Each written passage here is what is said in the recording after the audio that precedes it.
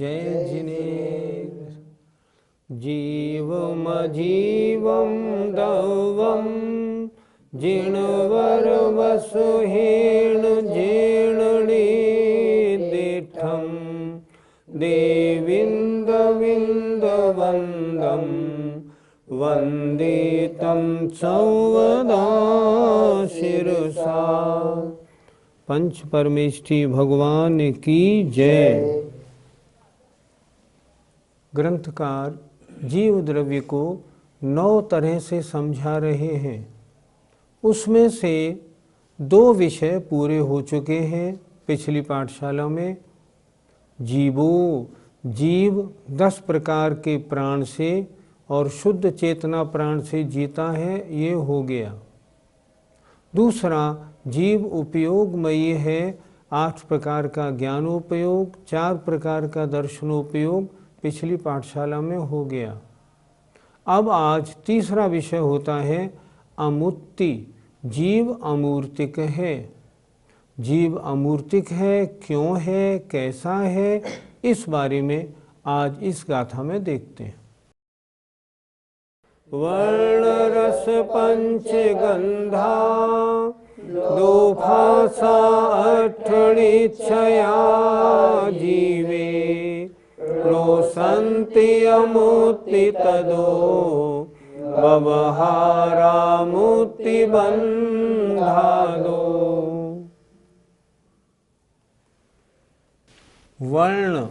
वर्ण माने वर्ण, और रस ये 5, और गंधा 2, गंध 2, फासा माने स्पर्श 8। ये निश्चय न से जीव में रोसंति नहीं होते हैं। फिर एक बार देखें, वर्ण और रस दोनों 5-5, अर्थात 5 प्रकार का वर्ण, 5 प्रकार के रस, 2 प्रकार की गंधा 2, और 8 प्रकार का स्पर्श। ये निश्चय न से जीव में रोसंति नहीं होते हैं। तदो इसलिए जीव अमूर्तिक है। व्यवहारने से मुक्ति जीव मूर्तिक है। बंधादो कर्म बंध से सहित होने के कारण। पंडित जी, वर्ण किसे कहते हैं और वह कितने प्रकार के होते हैं? पुद्गल का जो गुण चक्षु इंद्री से जाना जाता है उसे हम कहते हैं वर्ण। हम वस्तु को नहीं जानते, हम चक्षु इंद्री से उस वस्तु के वर्ण को जानते हैं। मान लो आप मेरी टोपी देख रहे हैं, तो आप मेरी टोपी देख रहे हैं या टोपी का रंग, कलर आपको दिख रहा है?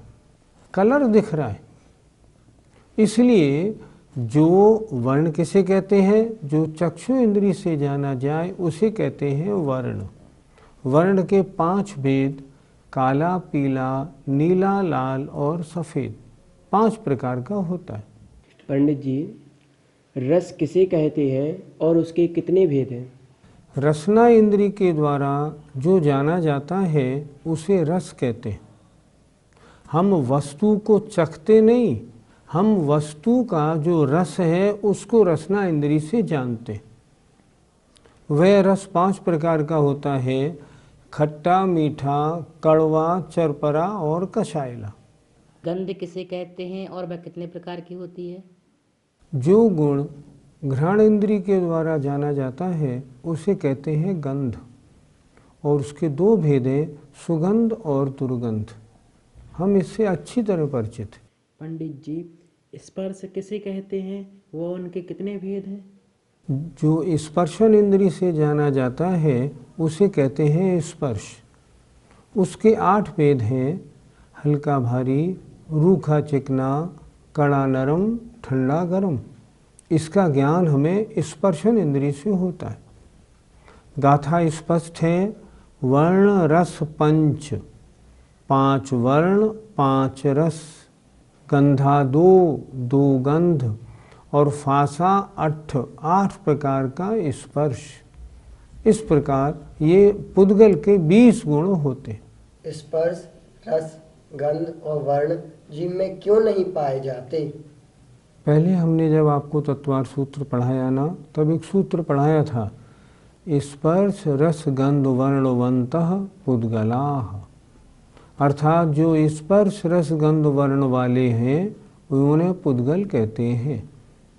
अब अगर ये जीव में पाए जाएंगे तो जीव और पुद्गल में अंतर क्या रह जाएगा?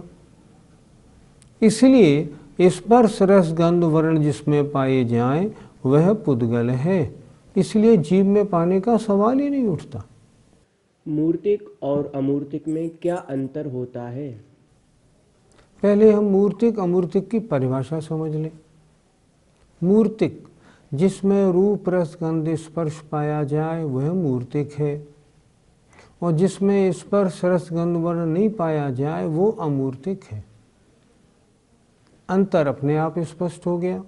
जिसमें ये 20 पाए जाते हैं वो मूर्तिक है, जिसमें नहीं पाए जाए वो अमूर्तिक है। हमारी आत्मा मूर्तिक है या अमूर्तिक? गाथा क्या कह रही है? मुक्ति बंधा दो, कर्म बंध से सहित होने के कारण मूर्तिक है। व्यवहारा लिखा, व्यवहारा माने अशुद्ध अवस्था में। यदि आत्मा संसारी अवस्था में है तो मूर्तिक है, मुक्त अवस्था में है तो अमूर्तिक है। संसारी अवस्था में मूर्तिक क्यों है? क्योंकि कर्म बंध से सहित होने के कारण मूर्तिक है, इस कारण। और सिद्ध परमेष्टि में कर्म बंध खत्म हो गया, इसलिए अमूर्तिक है। एक बात ध्यान रखना, आत्मा के मूर्तिक और अमूर्तिक पने के बारे में एकांत नहीं। आत्मा कथनचित मूर्तिक है, कथनचित अमूर्तिक है। ऐसा कौन कह रहे हैं? वीरसेन स्वामी धवला में कह रहे हैं। जो लोग ये कहते हैं आत्मा त्रिकाल शुद्ध है, अमूर्तिक है, नहीं, वो वस्तु का सही प्रतिपादन नहीं हो रहा। हमारी आत्मा कैसी है? हमारी आत्मा कर्म बंधन से सहित है, इसलिए मूर्तिक है, और जब कर्म बंधन अलग हो जाएगा अमूर्तिक हो जाएगी। पर स्वभाव से तो अमूर्तिक है। अभी आत्मा का विभाव परिणमन हो रहा है संसारी अवस्था में, इसलिए मूर्तिक है। पंडित जी, 6 द्रव्यों में से कौन से द्रव्य मूर्तिक हैं और कौन से द्रव्य अमूर्तिक हैं? हमसे क्यों पूछ रहे हैं आप? जब हमने आपको मूर्तिक अमूर्तिक की परिभाषा समझा दी कि मूर्तिक वो जिसमें स्पर्श रस गंध वर्ण पाया जाए, अमूर्तिक वो जिसमें नहीं पाया जाए, तो हम आपसे पूछ रहे हैं 6 द्रव्यों में से किस में पाई जाता है और किस में ये नहीं पाए जाते? बोलो, आप बताओ। नहीं मालूम। सीधी सी बात, 6 द्रव्यों में पुद्गल द्रव्य मूर्तिक है, क्योंकि उसमें स्पर्श रस गंध वर्ण पाए जाते हैं। शेष 5 द्रव्य अमूर्तिक हैं। अब उसमें जो 4 द्रव्य हैं, धर्म अधर्म आकाश काल, ये तो अमूर्तिक ही हैं। इनके अमूर्तिक पने के मामले में एकांत है, ये कभी मूर्तिक नहीं बनते। लेकिन जो जीव है वो कथनचित मूर्तिक है, कथनचित अमूर्तिक है।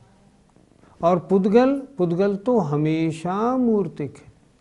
चाहे हम पुद्गल के अणु को ले लें, अणु हमें दिखाई नहीं पड़ता, फिर भी मूर्तिक है। क्यों?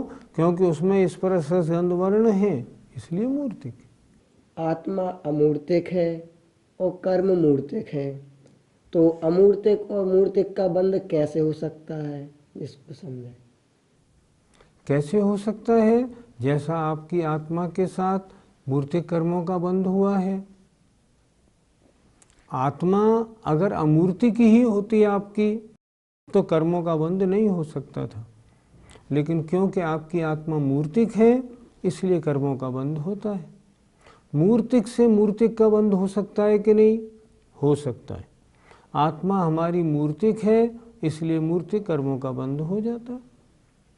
अगर एक बार आपकी आत्मा अमूर्तिक हो जाए, सिद्ध हो जाए, तो क्या कर्मों का बंध होगा? सवाल ही नहीं उठता। इसलिए अमूर्तिक आत्मा से कभी कर्मों का बंध नहीं होता। संसारी अवस्था में कर्म बंध सहित जो मूर्तिक आत्मा है, उससे ही मूर्तिक कर्मों का बंध हो सकता है। पंडित जी, हम कैसे माने कि हमारी आत्मा अमूर्तिक है? अच्छा, प्रैक्टिकली बताएं आपको। समझिए, जिस समय ऑपरेशन थिएटर में पेशेंट को एनेस्थीसिया दिया जाता है, एनेस्थीसिया दिया और उसके लगते ही उसका होश हवास का क्या होता है? गायब, बेहोश हो जाता है। क्यों? एनेस्थीसिया पुद्गल है और आत्मा अमूर्तिक है, तो मूर्तिक का अमूर्तिक पे असर कैसे पड़ा? इससे ये सिद्ध है कि मूर्तिक का मूर्तिक पर असर पड़ता है, इसलिए संसारी आत्मा मूर्तिक है, इसलिए उस पर असर पड़ता हुआ देखा जाता है। ये प्रैक्टिकल है बिल्कुल। अगर आत्मा हमारी अमूर्तिक होती तो उस पर मूर्तिक वस्तु का कोई इफेक्ट नहीं होना चाहिए था, पर ऐसा नहीं, स्पष्ट दिखाई पड़ता है। इससे ये सिद्ध होता है कि संसारी या हमारी आत्मा वर्तमान में मूर्तिक है। यदि हमारी आत्मा रूपी है तो क्या अवधि ज्ञान से जानी जाती है? रूपी मत कहो, ये कहो मूर्तिक। और मूर्तिक वस्तु का ज्ञान अवधि ज्ञानियों को होता है, इसलिए अवधि ज्ञान के द्वारा उसके जानने में कोई आपत्ति नहीं, जानी जाती। जीव के संबंध में 3 विषय पूरे हो गए। जीता है, उपयोगमयी है, अमूर्तिक है। अब चौथे विषय वाली गाथा अब पढ़ाई जाएगी। चौथा विषय है कर्ता है। देखें, पुग्गलकम्मादीणम्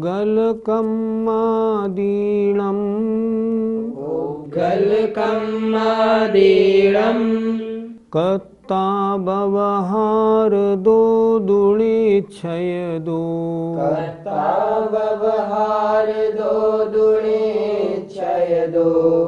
चेदन कम्माणादा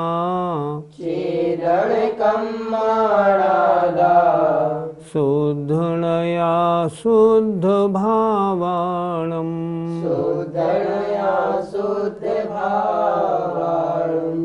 और गाथाओं में केवल 2 दृष्टियों से चर्चा हुई थी, व्यवहार ने और निश्चय ने, पर इसमें 3 दृष्टियों से चर्चा है, व्यवहार ने, अशुद्ध निश्चय ने और शुद्ध निश्चय ने। अशुद्ध निश्चय का मतलब जो आत्मा के परिणाम तो हैं, पर अशुद्ध आत्मा के परिणाम हैं, जीवात्मक होने के साथ भी। आइए देखते हैं। पुग्गल कम्म आदीणम, पुद्गल कर्म आदिकों का कर्ता करता है। कौन? जीव। कैसे? व्यवहार दो, व्यवहारने से। जीव व्यवहारने से पुद्गल कर्म आदिकों का करता है।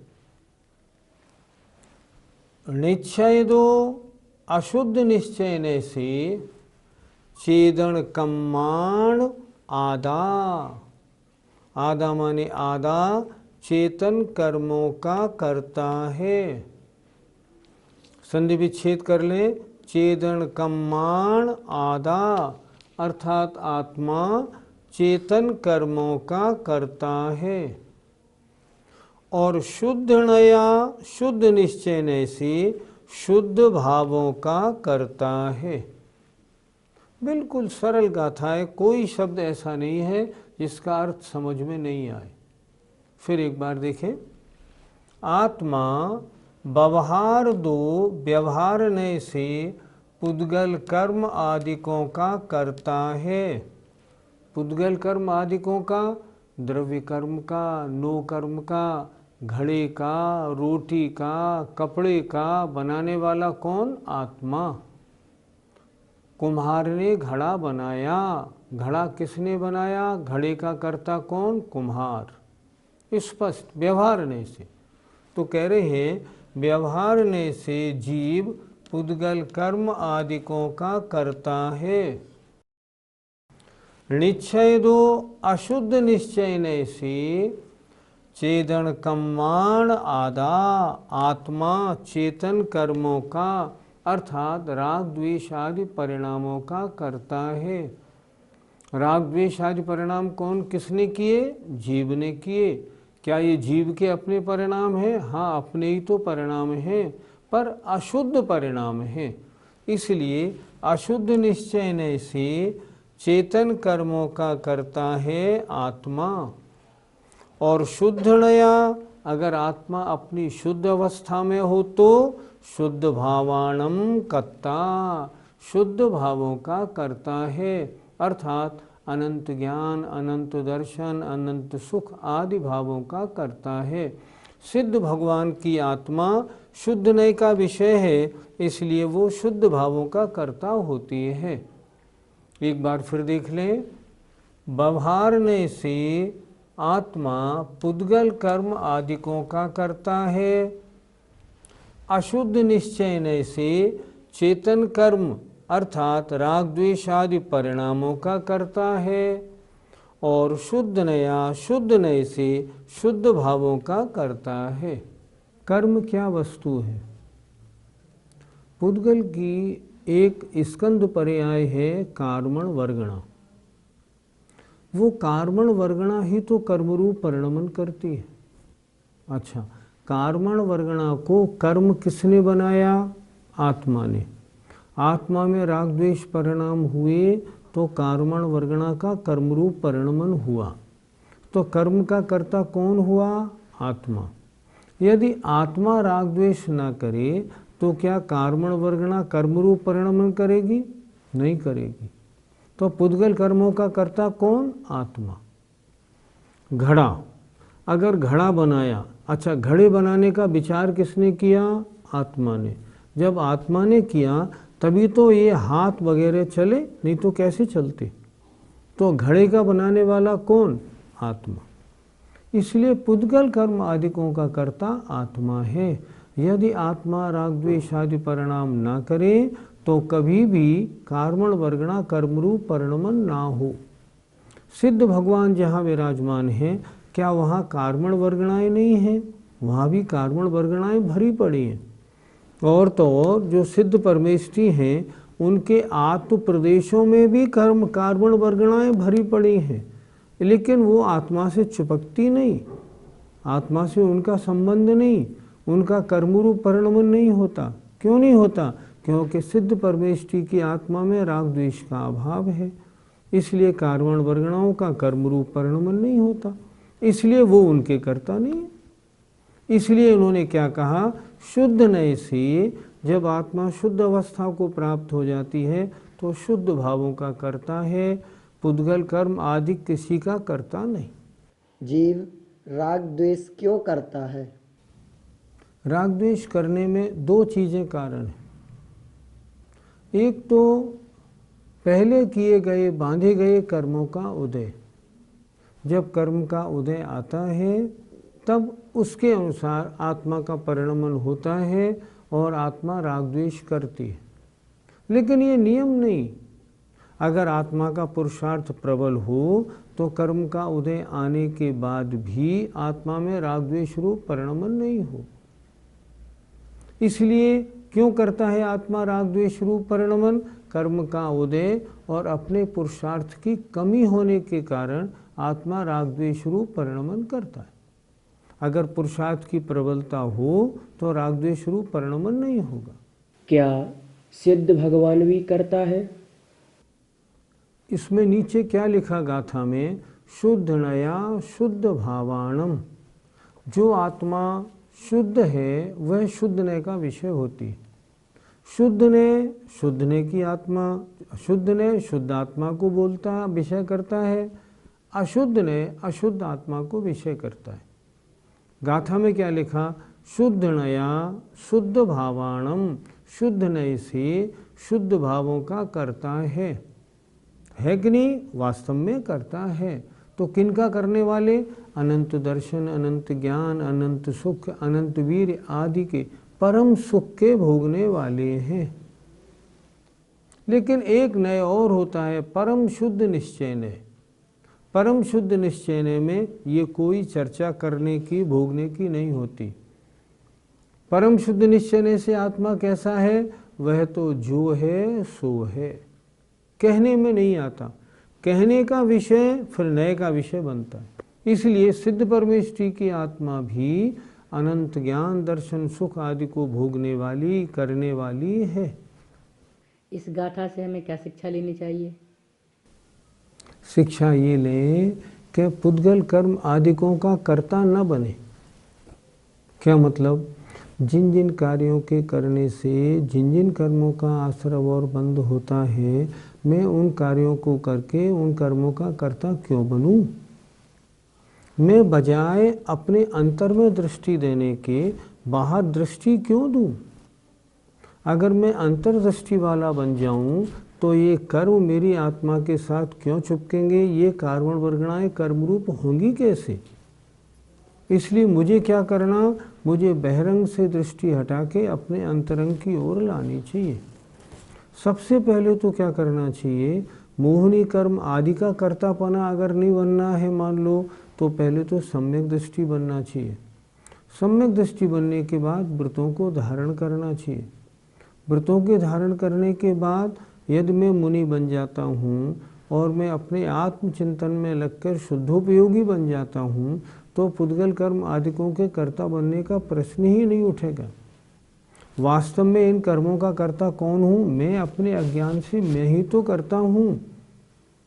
वस्तु कोई भी निमित्त रूप आ जाए, लेकिन वो मेरे परिणामों को बदलने में कभी कार्यकारी नहीं होगी जब तक कि मेरी स्वयं की कमजोरी ना हो।